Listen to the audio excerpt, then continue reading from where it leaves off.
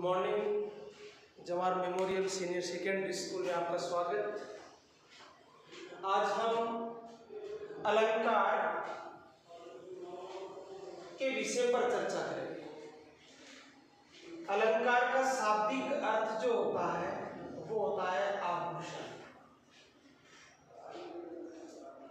अलंकार का शाब्दिक अर्थ होता है आभूषण, गहना, जेवरात। इसी प्रकार यानी अलंकार काव्य की पंक्तियों में यदि अलंकार है तो काव्य की पंक्तियों की सुंदरता बढ़ जाती है। जिस प्रकार कोई भी स्त्री जब गहने व जेवरात जड़ित मंडित होती है तो उसकी शोभा बढ़ जाती है। उसी प्रकार काव्य की पंक्तियों में जब अलंकार होते हैं तो काव्य की पंक्तियों की शोभा बढ़ जाती है। जिस प्रकार गहने से और जेवरात से नारी की शोभा बढ़ती है। इसलिए अलंकार का शाब्दिक जो अर्थ होता है वो आभूषण या गहना होता है। परिभाषा की बात करें तो काव्य की शोभा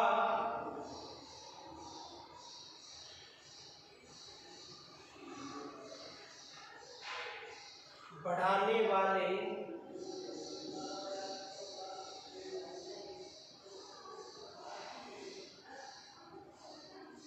गुण धर्मों को या शब्दों को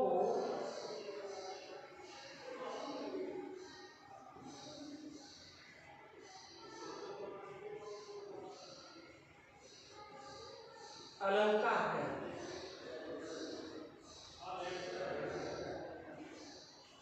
काव्य की शोभा बढ़ाने वाले गुण धर्मों या शब्दों को अलंकार कहते हैं। अलंकार का शाब्दिक अर्थ आभूषण होता है या गहना होता है। ये है परिभाषा अलंकार।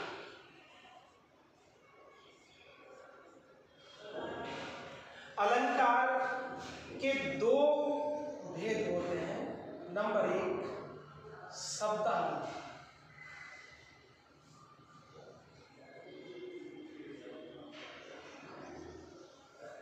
और नंबर 2 अर्थालंकार।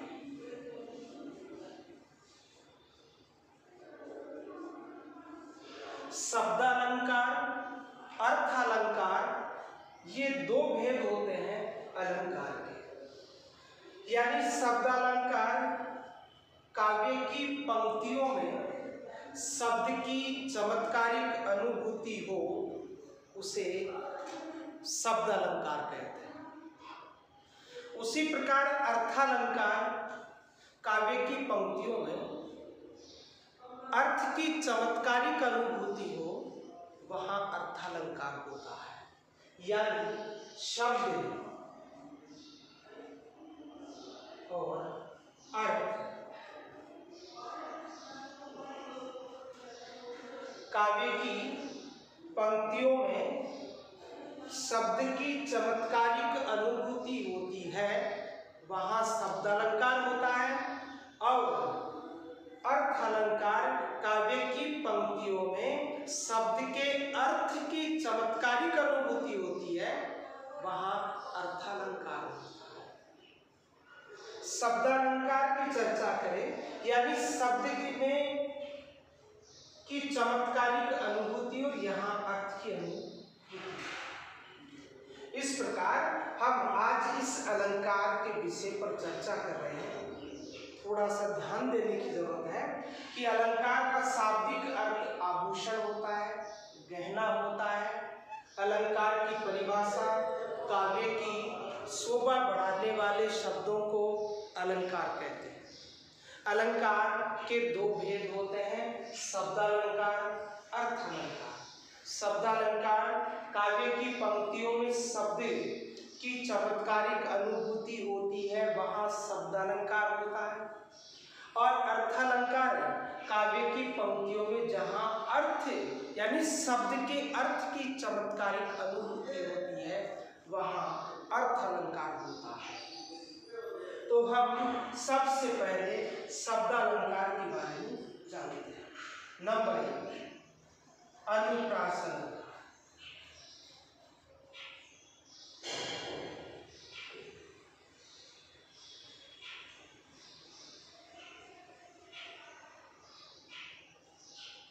अनुप्रास अलंकार यानी काव्य की पंक्तियों में कोई भी एक वर्ण की आवर्ती एक से अधिक बार हो, कोई भी एक वर्ण की आवर्ती एक से अधिक बार हो। जैसे मानो कोई भी वर्ण हो, जैसे चाहे ए हो, चाहे कै हो, चाहे क्ष हो, चाहे त्रे हो, चाहे गे हो, यानी कोई भी वर्ण जिसकी आवर्ती बार बार हो उसे अनुप्रास अलंकार है। यानी कोई भी वर्ण की आवर्ती बार बार हो वहां अनुप्रास अलंकार होता है।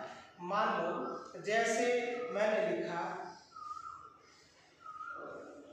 भगवान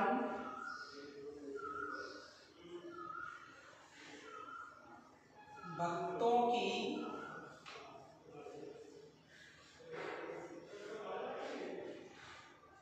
भूरी भूरी बीती भगाई।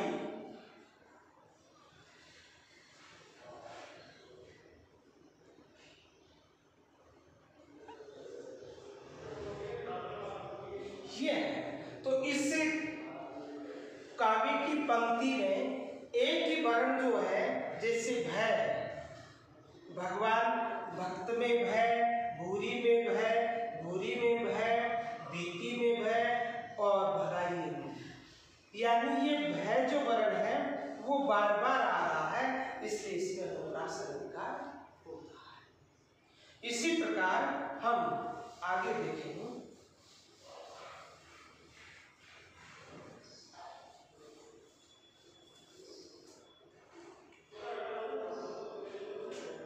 चंद्रमा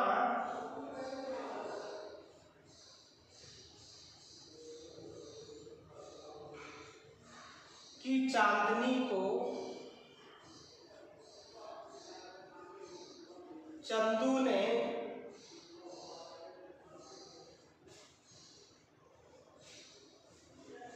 चांद की तरह देखा। चंद्रमा की चांदनी को चंदू ने चांद की तरह देखा, यानी च च च और च, इसलिए च वर्ण की आवर्ती बार बार होती है तो भी अनुप्रास अलंकार ही होता है। नेक्स्ट उसके बारे आगे वाला एग्जाम्पल देखते हैं।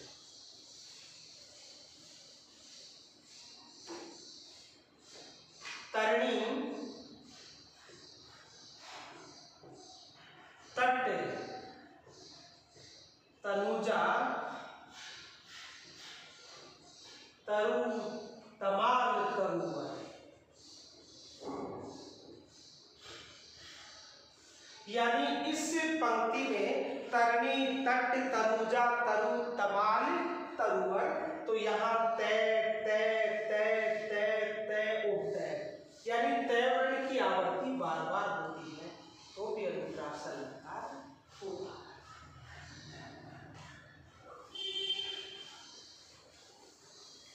उसी प्रकार हम नेक्स्ट अनुप्रास के बाद में हम देखते हैं यमक अलंकार।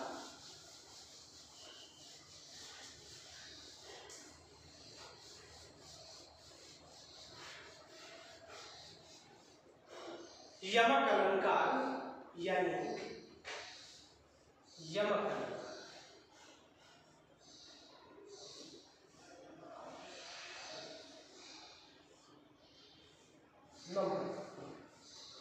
यमक अलंकार काव्य की पंक्तियों में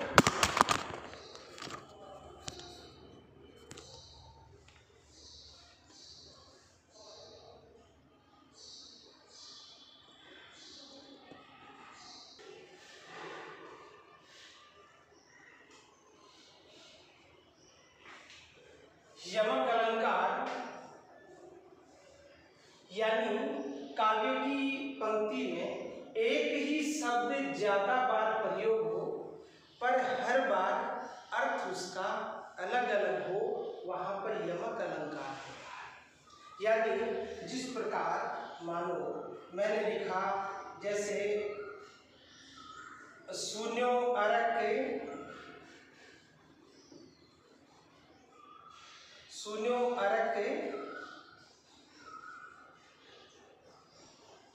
ते अरक समान उदूत। अब यहाँ अरक और अरक ये दोनों शब्द एक से ज्यादा बार प्रयुक्त हुए हैं, लेकिन इनके अर्थ अलग अलग हैं। एक अरक का मतलब तो होगा सूर्य, और एक अर्क का अर्थ होगा आग। आग बोले तो शब्द समान हो और अर्थ उनके अलग अलग हो तो वहां यमक अलंकार होता है। नेक्स्ट, इसके आगे हम देखते हैं, मानो कनक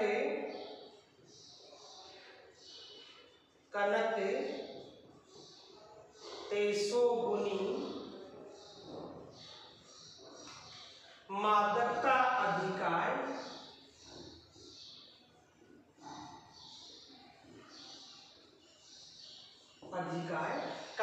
कनक तेसो गुनी मादकता अधिकाय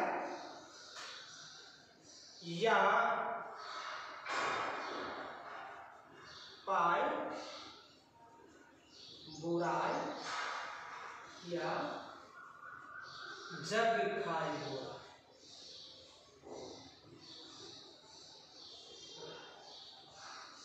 यानी मादकता का अर्थ होता है नशा, अधिकाय का मतलब होता है अधिक।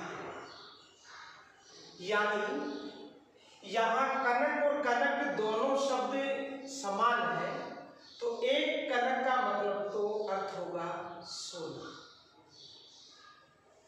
और एक कनक का अर्थ होगा धतूरा।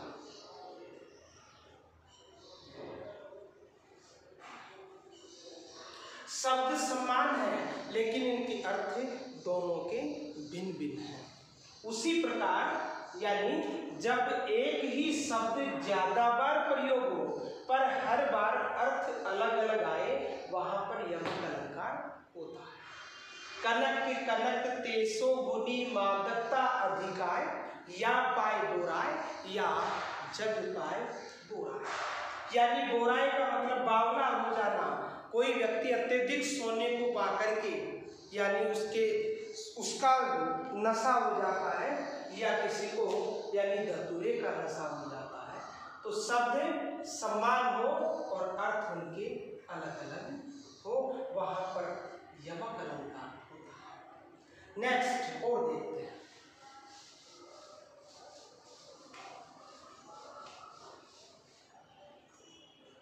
नगन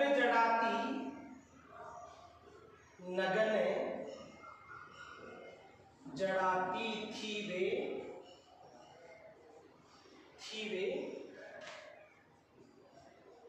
नगन जड़ाती। अब यहाँ नगन और नगन ये दोनों शब्द समान हैं, लेकिन इनका अर्थ अलग अलग होगा। एक नगन का मतलब तो नगीना, और एक नगन का मतलब बिना वस्त्रों के।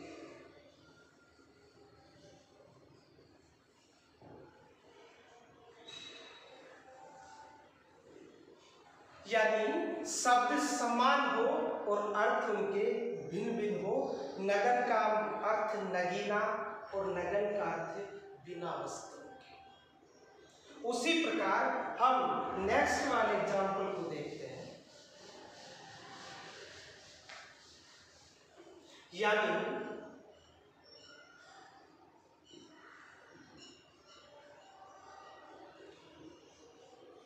तीन बेर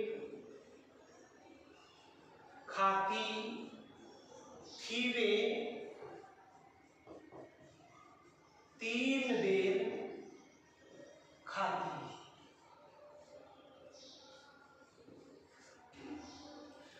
ये पंक्ति पूरी यहाँ 3 बेर 3 बेर, यानी 3 बेर का मतलब तो यहाँ तो हो गया हल, और यहाँ हो गया 3 बेर यानी दिन में 3 बार भोजन। शब्द समान और काव्य की पंक्ति में बार बार प्रयोग है, लेकिन वहां अर्थ दोनों का अलग अलग होगा। जहां अर्थ अलग होगा वहां पर यमक अलंकार ही होगा।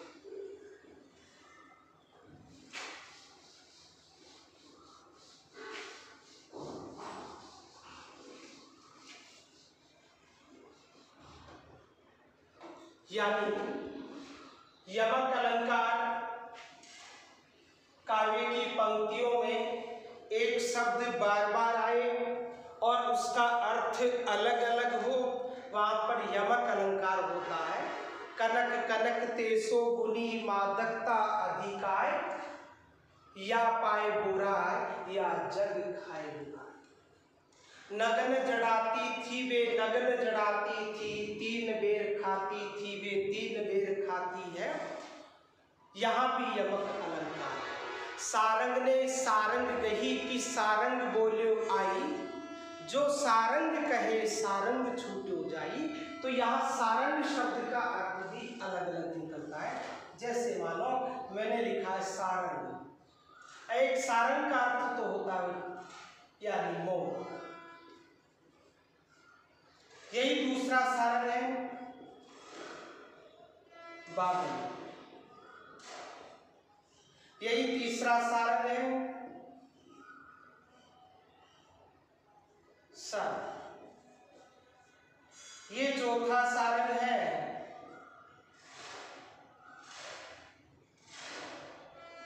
घड़ा। यानी शब्द ये समान है लेकिन इनके अर्थ अलग अलग। उसी प्रकार यमक अलंकार में भी शब्द की आवृत्ति समान होगी लेकिन उसका अर्थ अलग अलग होगा, उसे यमक अलंकार कहते हैं। शैलेश अलंकार, जहां पर कोई एक शब्द एक ही बार आए पर उसके अर्थ अलग अलग निकले, वहां पर शैलेश अलंकार होता है। शैलेश यानी शैलेश का मतलब होता है चिपकना। शैलेश का अर्थ होता है चिपकना, यानी जहां पर कोई एक शब्द एक ही बार आए पर उसके अर्थ अलग अलग निकले, वहां पर शैलेश अलंकार होता है। जैसे मानो मैंने लिखा है हल धर के प्रिय है सदा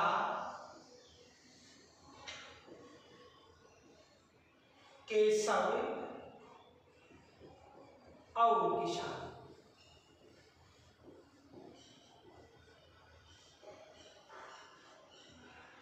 जहां पर कोई एक ही शब्द एक ही बार आए पर उसके अर्थ अलग अलग निकले, वहां पर शैलेश अलंकार होता है।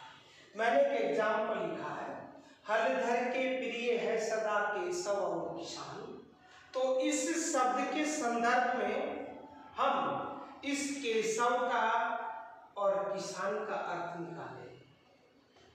तो हलधर के संदर्भ में इस केशव का अर्थ तो हो गया बलराम,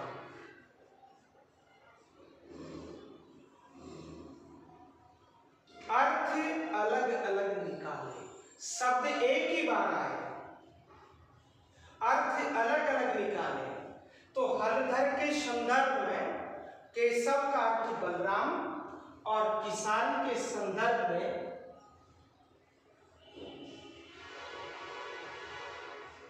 हलधर के संदर्भ में किसान का अर्थ वेद। शब्द एक ही बार आए लेकिन अर्थ अलग अलग आए, वहां पर सलेशन का। नेक्स्ट दूसरा एग्जाम्पल,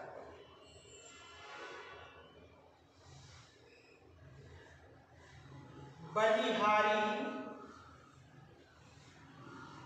नृपकूप की गुण बिन बूंदन देई, गुण बिन बूंदन देई। बलिहारी नर्पकूप की गुण बिन बूंदन देई, यानी ये गुण है, ये कूप है, ये नृप है। नृप का मतलब होता है राजा,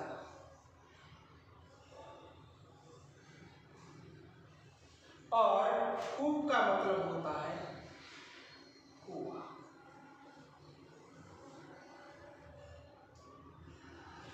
अब इस राजा के संदर्भ में इस गुण शब्द का अर्थ तो निकलेगा गुण, यानी जिसमें गुण होंगे वो राजा होगा, और कुएं के संदर्भ में इसका अर्थ निकलेगा रस। शब्द एक है और अर्थ इनके अलग अलग है। एक गुण का मतलब गुण, एक गुण का मतलब रस्सी। बलिहारी नर्पकूप की गुण बिन बूंद न देई, नृप का मतलब राजा, कूप का मतलब कुआं, गुण यानी गुण का अर्थ राजा के संदर्भ में तो गुण, और कुएं के संदर्भ में रस्सी। हलधर केशव, हलधर के संदर्भ में केशव का अर्थ बलराम और किसान का अर्थ बेदी। इसलिए जहां पर एक शब्द एक बार आए और अर्थ अलग अलग हो तो वहां पर शैलेश अलंकार होता है, जिसका मतलब होता है यानी उसके अर्थ का चिपकना, अर्थ का चिपकना। नेक्स्ट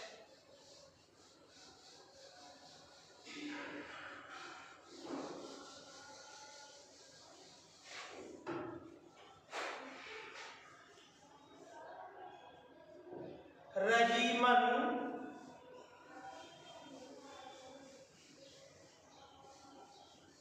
पानी राखिए, रहीमन पानी राखिए,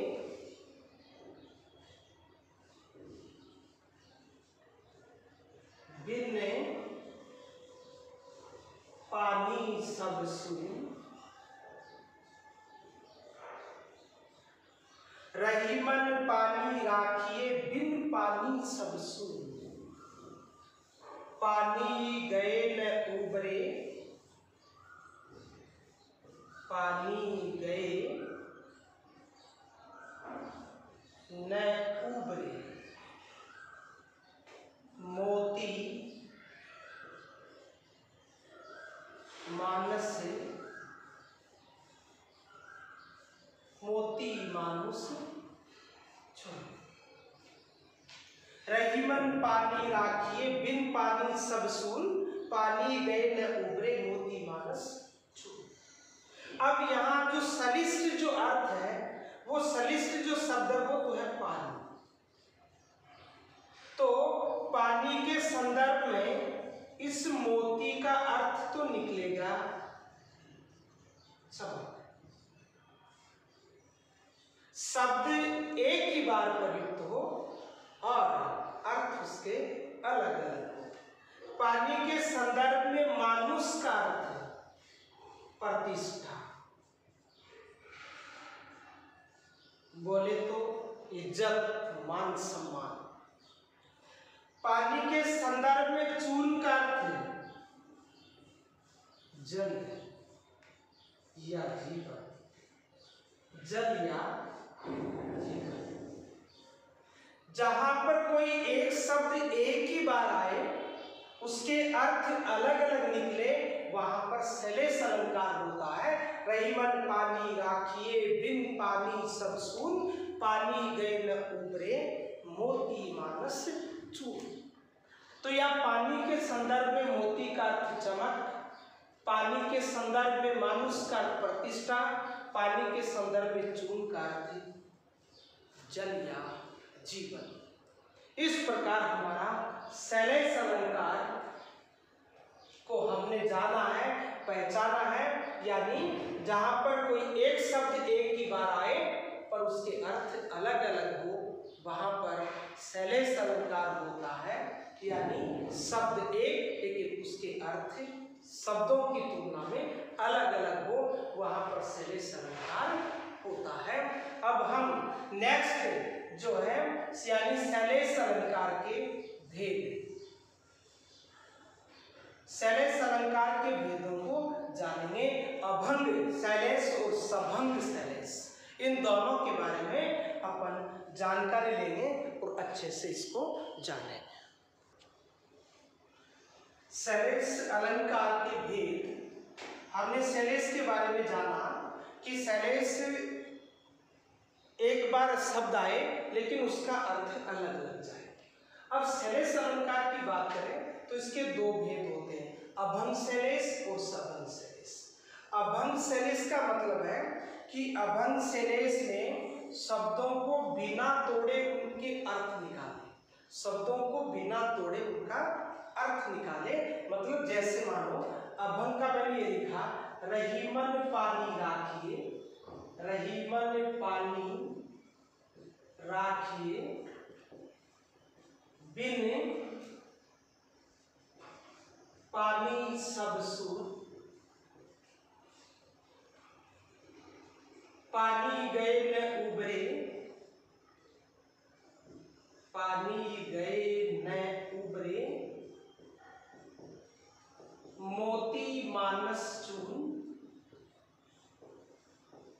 चून। रहीमन यानी अभंग का मतलब है यानी शब्दों को बिना तोड़े उनका अर्थ निकाले। तो मोती, पानी के संदर्भ में मोती का अर्थ चमक, पानी के संदर्भ में मानुष का अर्थ प्रतिष्ठा, और चून के संदर्भ में जल या जीवन।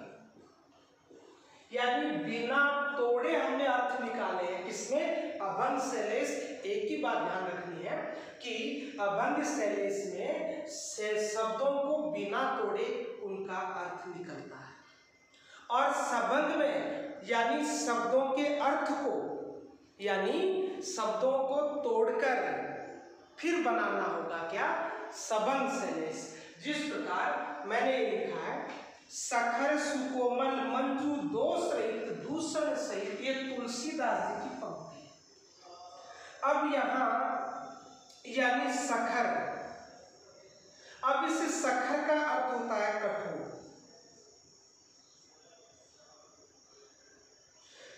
सुकोमल, सु उपसर्ग है, कोमल मूल शब्द है, मंजू का मतलब भी सुंदर होता है, दोष रहित दूषण सहित। अब इस सखर का अर्थ मैंने निकाला, लेकिन इसका अर्थ और भी तोड़ करके निकालेंगे। जैसे मानो सै जोड़ खर,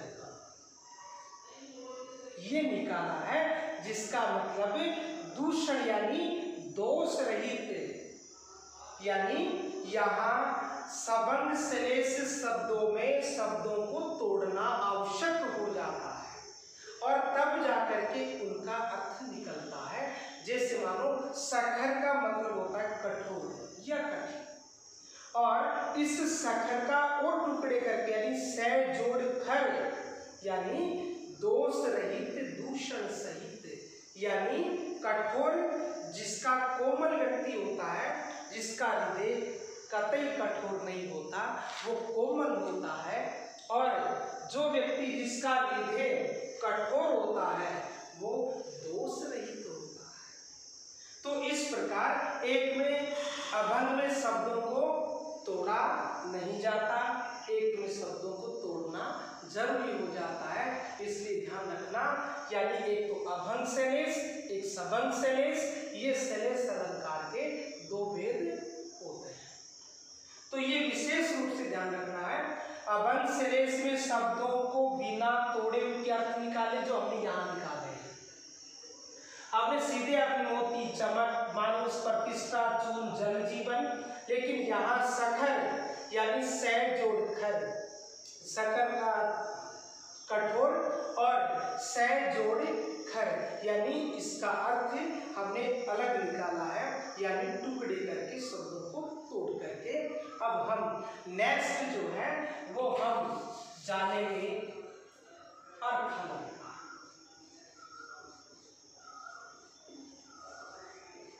अर्थालंकार, ये अर्थालंकार हम अगले टॉपिक में पढ़ेंगे। यानी आज हमने अलंकार की परिभाषा, अलंकार का शाब्दिक अर्थ, और जिसमें हमने अनुप्रास, यमक और शैलेश, हमने 3 अलंकारों को आज जाना है जो शब्द अलंकार होते हैं।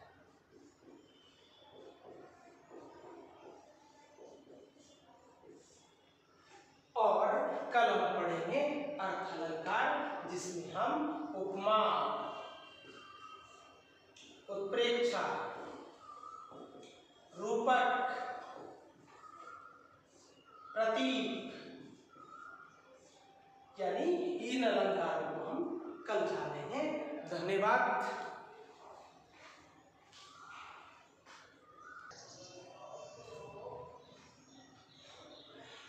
छायावाद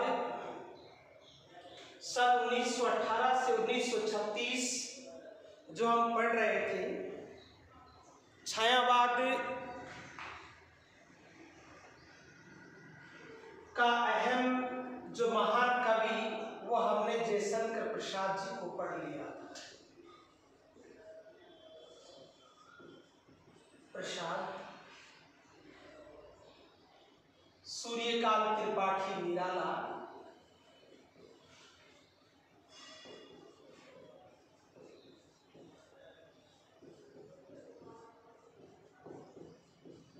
निराला, महादेवी वर्मा,